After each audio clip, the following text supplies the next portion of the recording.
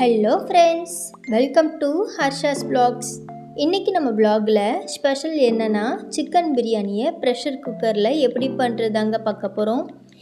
இந்த ரெசிப்பியை பொறுத்தவரை ஒரு சூப்பரான ஸ்டைலில் ஈஸியான மெத்தடில் பண்ண போகிறோங்க. வாங்க இந்த ரெசிபி எப்படி பண்ணுறது பார்க்கலாம். ஃபஸ்ட்டு இந்த ரெசிபி பண்ணுறதுக்கு நம்ம ஒரு பேஸ்ட் ரெடி பண்ணிடலாம். அதுக்கு நான் 10 போல் சின்ன வெங்காயம், ஒரு துண்டு இஞ்சி, 15 பல் பூண்டு இதெல்லாம் எடுத்திருக்கேன். இதெல்லாம் நம்ம அரைச்சி எடுத்துடலாம். இப்போ நம்ம அரைச்ச பேஸ்ட்டை நம்ம தனியாக எடுத்து வச்சிடலாம். இப்போ பிரியாணி பண்ண ஸ்டார்ட் பண்ணிடலாம். ஸ்டவ்வை ஆன் பண்ணிக்கோங்க. ப்ரெஷர் குக்கரில் நல்லா ஹீட் ஆனதும் 2 டேபிள் ஸ்பூன் தேங்காய் எண்ணெய், 4 டேபிள் ஸ்பூன் நெய் சேர்த்துக்கோங்க.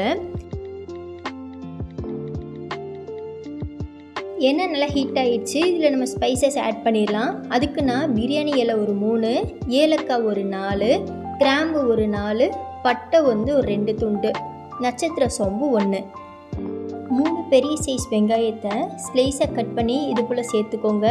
நல்லா பொன்னிறமாக வர வரைக்கும் நல்லா வதக்கிக்கோங்க. வெங்காயம் நல்லா வதங்கிடுச்சு, பொன்னிறம் ஆயிடுச்சு பாருங்கள். இப்போ இதில் 4 பச்சை மிளகா, நம்ம ஃபஸ்ட்டு அரைச்சி வச்சோம்ல இஞ்சி பூண்டு வெங்காயம் பேஸ்ட்டெல்லாம் அதையும் இதோடு சேர்த்துட்டு ஒரு தடவை நல்லா மிக்ஸ் பண்ணி எடுத்துக்கோங்க. இதோட பச்சை வாசனை நல்லா போகிற அளவுக்கு நல்லா வதங்கினதும் தக்காளி சேர்த்துடலாம். நான் இன்றைக்கி 3 பெரிய சைஸ் தக்காளியை சின்ன சின்ன பீசஸாக கட் பண்ணி சேர்த்துருக்கேன். தக்காளி நல்லா வதங்கி பேஸ்ட் ஆகிற வரை நல்லா வதக்கிடலாம். தக்காளி பொறுத்த வரைக்கும் முழுசாக இருந்தால் நல்லா இருக்காதுங்க. இப்போ இதில் நம்ம பிரியாணிக்கு தேவையான அளவு உப்பு சேர்த்துடலாம். இதை ஒரு தடவை லைட்டாக மிக்ஸ் பண்ணிவிட்டு இப்போ இதில் ஒரு கைப்பிடி புதினா இலை, அப்புறம் கொஞ்சமாக மல்லி இலை சேர்த்துடலாம். சேர்த்துட்டு இதை ஒரு தடவை கலந்து விட்டுக்கோங்க. இதோட டேஸ்ட்டை இன்னும் இன்க்ரீஸ் பண்ணுறதுக்கு ஒரு 10 முந்திரி பருப்பை சேர்த்துக்கோங்க. இது ஆப்ஷனல் தாங்க. இந்த ஸ்டேஜில் நம்ம மசாலா ஆட் பண்ணிடலாம்.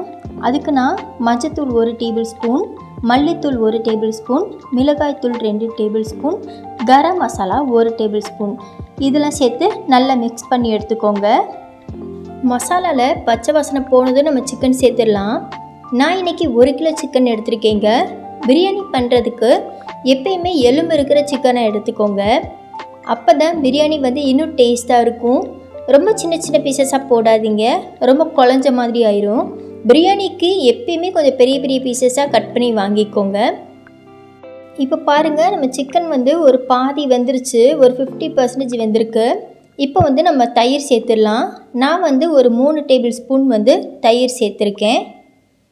இதோட எலுமிச்சஞ்சாறு சேர்த்துக்கோங்க. ஒரு ஹாஃப் லெமன் எடுத்து புளிஞ்சு சேர்த்துருக்கேன்.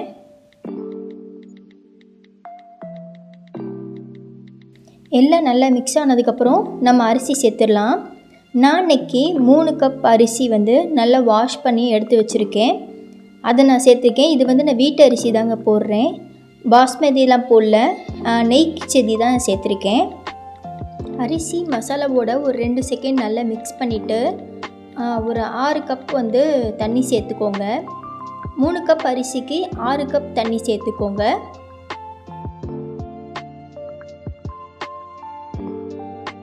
இப்போ இதெல்லாம் லைட்டாக கலந்து விட்டுட்டு இதை மூடிட்டு வெயிட் போட்டுக்கோங்க.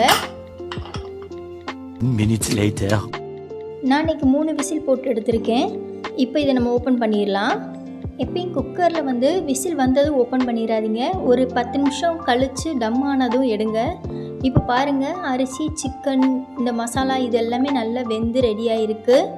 அரிசி உடஞ்சிராமல் இந்த ஓரங்கள்லாம் எடுத்து விட்டுக்கலாம். நம்ம அவ்வளோதாங்க, நம்ம பிரியாணி சூப்பராக ரெடி ஆயிடுச்சு. இந்த பிரியாணியை இதே மாதிரி எல்லா வீட்லையும் ட்ரை பண்ணி பார்த்துட்டு எப்படி இருக்குன்னு கமெண்டில் சொல்லுங்கள். உங்கள் எல்லாருக்கும் என் வீடியோ பிடிச்சிருந்துச்சுன்னா லைக் பண்ணுங்கள், ஷேர் பண்ணுங்கள், மறக்காமல் சப்ஸ்கிரைப் பண்ணிடுங்க.